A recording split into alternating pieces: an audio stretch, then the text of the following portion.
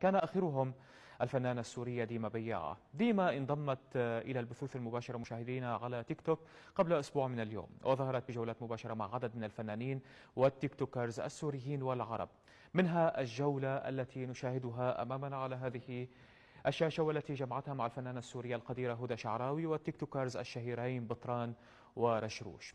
خلال الجولة أنكر بطران معرفته ببياعة وسألها إن كانت قد شاركت بمسلسل باب الحارة، لتجيب عليه بأن العمل عرض عليها إلا أنها لم توافق.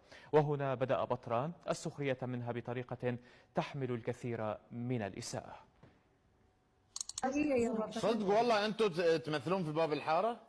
لا انا مو باب ديما الحارة. ما مثلتي انت صح؟ لا اعتذرت عنه. وانا اعتذرت عنه على اساس انه عرضوا عليها وهي رفضت يعني. والله وقت ما تعرف مين امنا يا بطران بتعرف مع مين.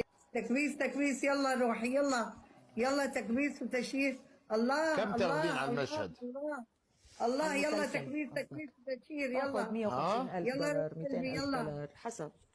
يلا شو 200,000 دولار قاعده في تيك توك؟ عم بتسلى مع فانزاتي. هي العزام. شو فانزاتي حبيبتي انت جايبه هاي من دار مسنين فاتحين بث من الصبح. يا حرام. ايه هاي اللي في الكومنت. بطران